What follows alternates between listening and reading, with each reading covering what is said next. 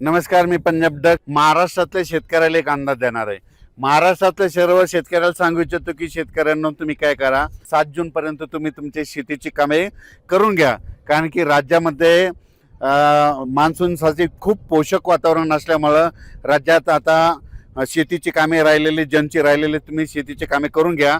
राज्यात सध्या तरी आता म्हणजे 26 मे पासून काही काही भागामध्ये विखुरलेल्या स्वरूपाचा अवकाळी पाऊस पडणार आहे. पण 1 तारखेच्या नंतर 1 जूनच्या नंतर राज्यात दररोज समजा वेगवेगळ्या विभागामध्ये पूर्व विदर्भ, पश्चिम विदर्भ, दक्षिण महाराष्ट्र, उत्तर महाराष्ट्र, कोकणपट्टी, खानदेश, मराठवाडा 1 तारखेपासून काय होणार आहे, दररोज आज या विभागातल्या काही जिल्ह्यात तर उद्या दुसऱ्या विभागातल्या जिल्ह्यात की परवा तिसऱ्या विभागातल्या जिल्ह्यात असं करत करत काय होणार आहे, म्हणजे 1 जून नंतर थोड्या बऱ्याच भागामध्ये पावसाला सुरुवात होणार आहे.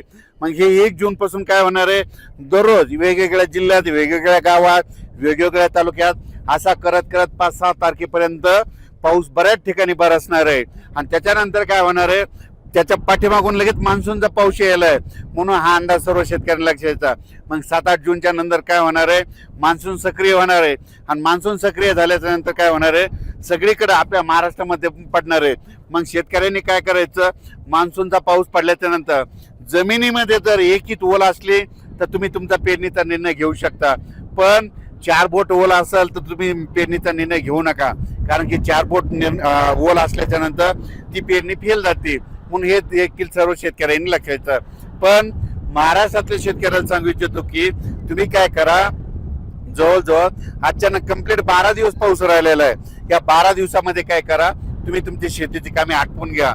कारण की आणि मी हे जे ठिकाण आलंय या ठिकाणाचं एक महत्व सांगतो.